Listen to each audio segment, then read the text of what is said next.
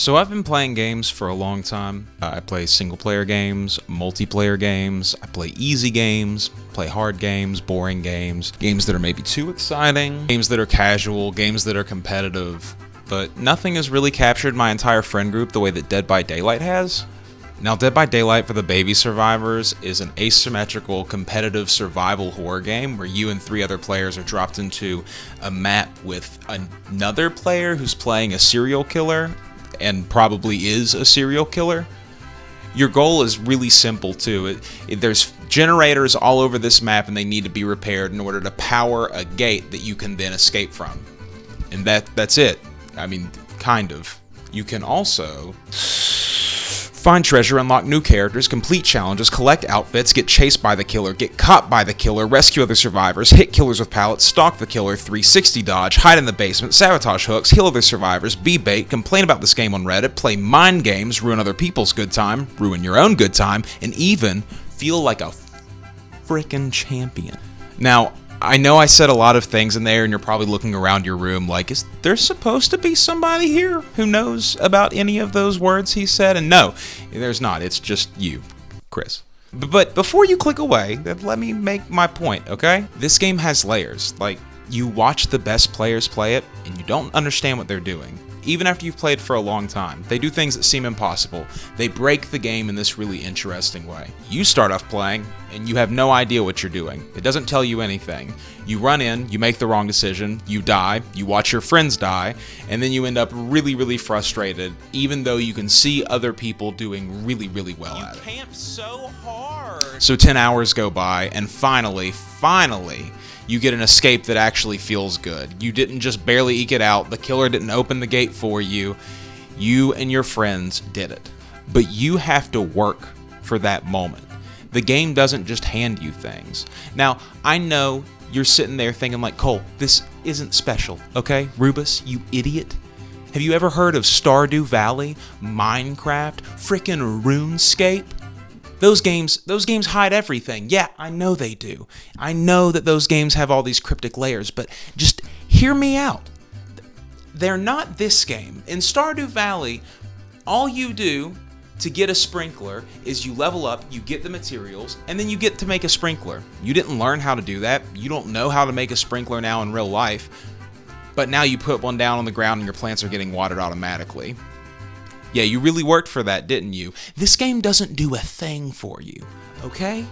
It doesn't do anything. You have to do everything. You're gonna get caught by the killer over and over and over again until you figure out how to not get seen by the killer. You have to realize that they have a field of view. You have to realize that vaulting through that window, going to the right and then going right back through once the killer breaks line of sight with you is going to get you away from them. And until you do that, you're going to die. Because see that big goofy goober over there, the one running around and putting all of your friends up on meat hooks? That's not a program being run by a computer. That's a person, just like you, who has access to the same game that you do. And so you're in this weird competition with them where they have all of these powers that you don't, you're basically helpless to stop them, and they're trying to have their way with you. Imagine that this is going off. Imagine that you are in a bar and a big UFC fighter guy walks in that bar and decides that he's going to kill you. Do you think that you're going to be able to stop him? Well, some of you are going to say yes, but no, you can't. You can't unless you think and you have a million tries and you start to figure it out. And then eventually you can get behind that guy and smack him on the butt before you run away, you know? What I'm saying is that this game isn't like anything else that you've played. If you play Survivor, you're not going to feel dominant. You're not going to come out of there thinking that you're the greatest MLG player of all time. Most of the time, you're going to get angry. Most of the time, you're going to open up Reddit. You're going to type out this big, long message about how stupid Ebony Memento Mori is. And then hopefully what you'll do is you'll go and look at all the other posts that people have typed out about that, and you'll realize that you're getting worked up over a video game, and you'll chill out. Now, this kind of brings me to the later point. See, I've been playing this game for so long, and I started writing this video so long ago that I'm a little bit frustrated by this game right now, so I want to like work in some of the issues with it, so I don't just sell you a product that is a false advertisement. You know, like I don't want you to buy this game for $20 and then write me a scathing message. So hear me out on this. You're gonna die a lot in really frustrating ways, because the idea of balance in this game is a figment of your imagination. If you're yelling at me right now that this game is super balanced, then I see that you've won the last 10 matches you've been in, and that's really balanced, my guy. It's great that you and your friends, or maybe you as the killer, are just able to win every single match you go into. Perfectly balanced game.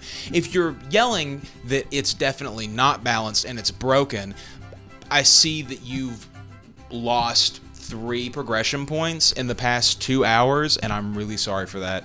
You're gonna come back. You're gonna get iridescent 1 rank this season. I promise. You just keep grinding. This game's it's hard.